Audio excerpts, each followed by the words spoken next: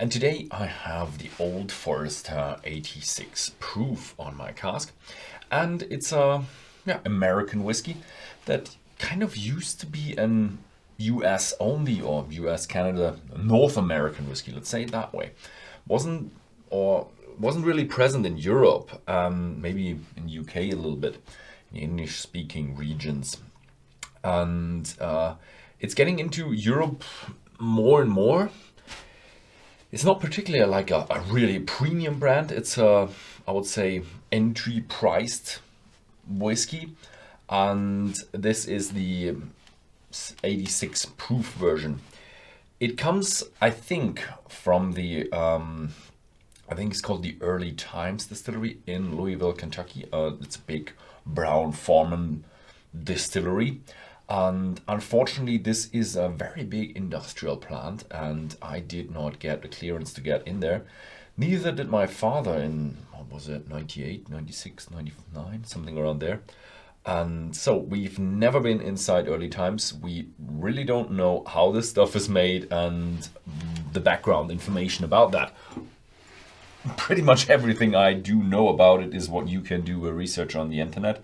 And that is that 86 proof, that's 43% alcohol, and they boast with that the distillery was open before, during, and after the prohibition. I mean, before and after is not such a big deal, but during the prohibition, how did they do that?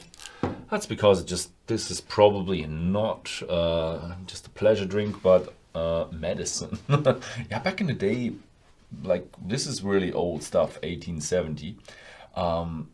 There was not that much widespread iodine and disinfectant that you have. You just get your local distillery or regional distillery, get yourself some bourbon, and you can disinfect stuff from the inside and the outside. Yeah, so have an intake of enough bourbon and then a big tooth pulling. Back in the days, you just pulled tooth was not that bad.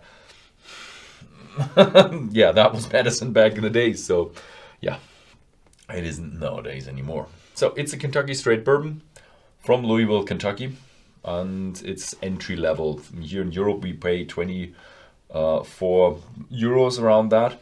I think in the States it might be less because it's such a mainstream brand.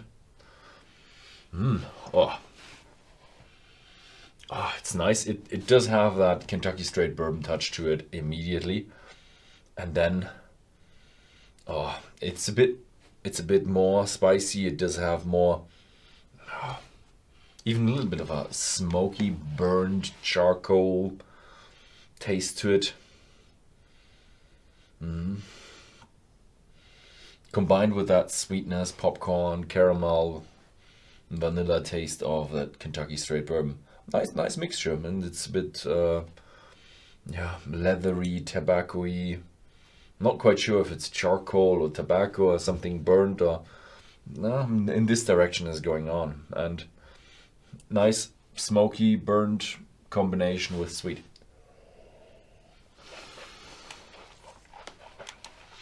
Oh,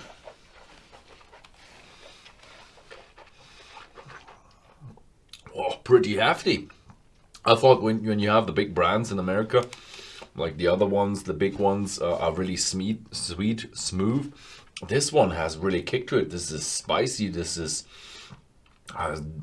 bitter flavors, bittersweet flavors to it. Tobacco, chocolate, leathery, rye. So there's I would say a decent amount of rye in there. It's pretty spicy. So I have a question for you out there. How is Old Forester portrayed in your country? How is write down in comments below. This is like a new thing for the Europeans that has never been there, but it's still, we realize, oh, it's a traditional brand from America which get introduced into Europe.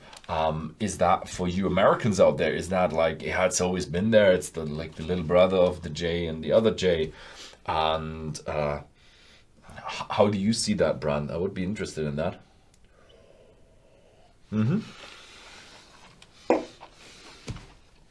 entry-level American Kentucky straight bourbon that is spicy.